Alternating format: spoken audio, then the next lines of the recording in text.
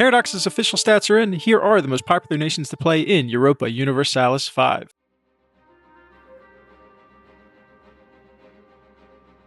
Everybody, it's Darby, and I'm back with another Europa Universalis V video. In this video, we're going to go through the official stats that Paradox released, showing us what are the most played countries by you in Europa Universalis V. If you enjoy this video, please make sure to like, comment, and subscribe, and if you want to support us, please wishlist our game, which reach Emporium, in the description. Without further ado, let's jump into the list.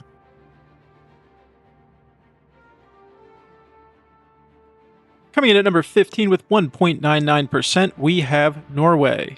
The nation for players who looked at Scandinavia and said, what if we were Sweden but worse? You're poor, cold, and your entire economy runs on fish and hope. But hey, mountains, boats, and pure Viking vibe. If suffering builds character, Norway mains are role-playing legends.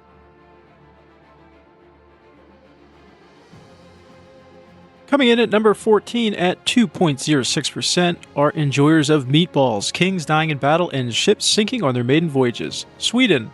If you're here for elite armies, cold weather, and the fantasy that discipline solves everything, Sweden is for players who want to punch way above their weight, usually after escaping someone else's personal union.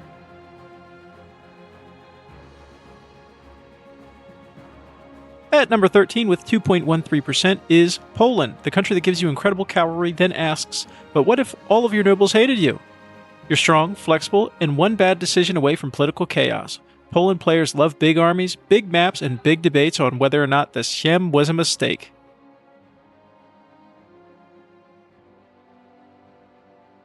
At number 12 with 2.68%, it is France. If having diseases named after you, surrendering so confidently it becomes a stereotype, and building fortifications just so the enemy can politely walk around them sounds like fun, congratulations, you're playing France. Historically, France perfected the art of having the largest army in Europe while still finding new and creative ways to collapse internally. In EU5, France is an absolute powerhouse. Massive manpower, insane economy, and wars you can win by accident, which makes its low placement on this list genuinely shocking. Turns out, even when France is objectively broken, players still get nervous managing Paris and its bloodthirsty peasants.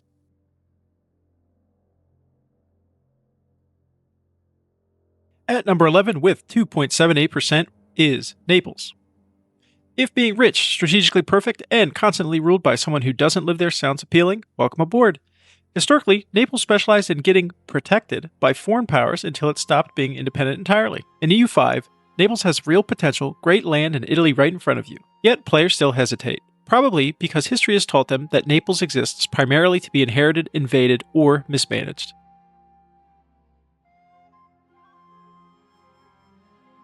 Stepping our way to number 10 with 2.83% of players is Brandenburg. If poverty, bureaucracy, and turning human beings into walking drill manuals sounds fun, this one's for you. Historically relevant until the formation of Prussia, in EU5, Brandenburg is a slow burn powerhouse. But players know the truth. You suffer now, so in the future you can become an unstoppable military spreadsheet.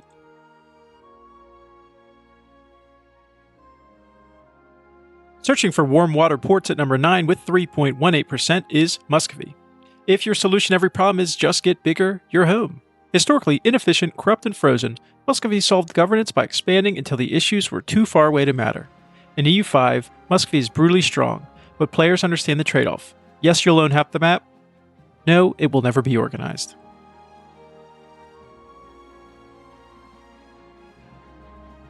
Building up the Black Army at number 8 with 3.24% of players is Hungary. If being rich, strategically vital, and still getting erased from the map sounds frustrating, you've understood Hungarian history perfectly. Hungary spent centuries acting as Europe's unpaid shield, absorbing Ottoman invasions while allies sent thoughts, prayers, and absolutely no troops. In EU5, Hungary can be strong, great land, solid armies, but history looms large. You're not playing to win, you're playing to delay disaster.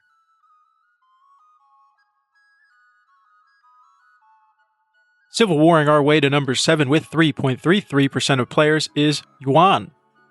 If conquering the most popular region on Earth and immediately losing control of it sounds exhausting, welcome. The Mongols mastered conquest, then learned the hard way that ruling China means rebellions, corruption, and a population that deeply resents you. In EU5, Yuan is massive and terrifying, but players quickly rediscover the historical truth. The real final boss isn't war, it's administration.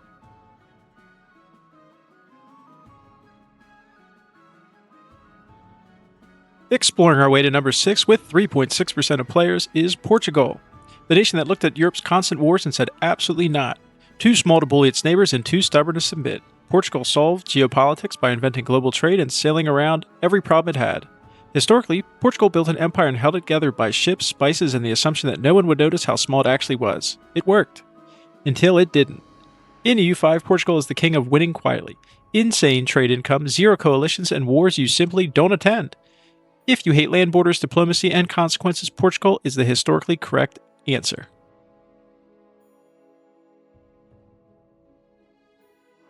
Holding on hope at number 5 with 4.85% is Byzantium. If clinging on to past glory while everything collapses around you sounds appealing, then Byzantium is for you.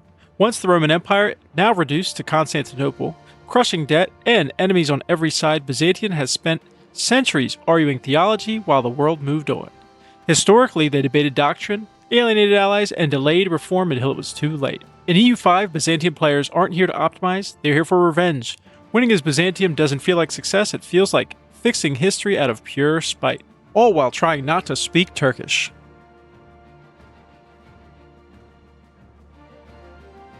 Debating in Parliament at number 4 with 4.96% is England, the nation that lost France and responded by conquering the oceans instead. Historically allergic to standing armies, deeply committed to navies, and convinced trade solves everything. England perfected winning wars without actually fighting them. They funded coalitions, blockaded enemies, and let everyone else bleed.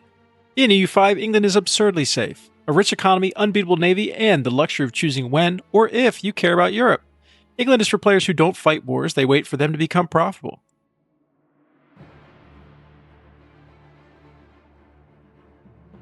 Speaking fake languages and building dams at number 3 with a massive 8.6% is Holland.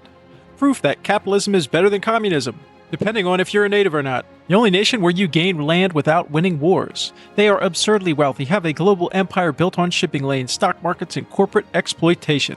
Historically, Holland didn't conquer territory. It dominated finance and let debt do the killing.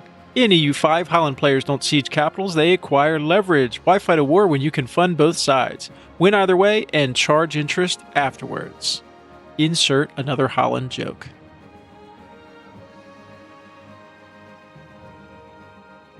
Building massive cannons at number 2 with 9.63% of players is the Ottomans. If being everyone else's problems for centuries sounds relaxing, this is your nation. Perfect geography, elite armies, and early institutions made the Ottomans terrifyingly efficient. Historically, they conquered fast, governed well, and then refused to modernize. Because things that work only work once. In EU5, the Ottomans are borderline easy mode early, but history always catches up. Expansion is effortless, reforming an aging empire is where the rot sets in. Turkey is not in Europe.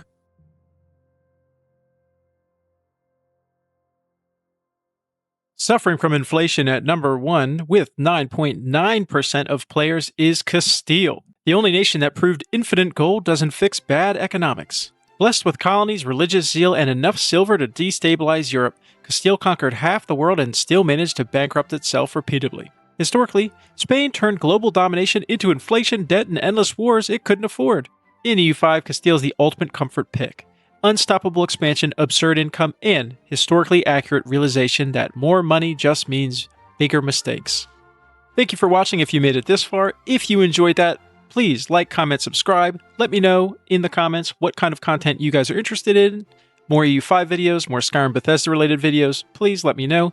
Also, if you want to see this full list and any kind of sources, it's not mine. It is in the Tinto Talk number 90 that is on the Steam page for Europa Universalis V. On Friday, we will have another Skyrim related video. We also have a Fallout video for next week. Please let me know if you're excited for that, and have a great day.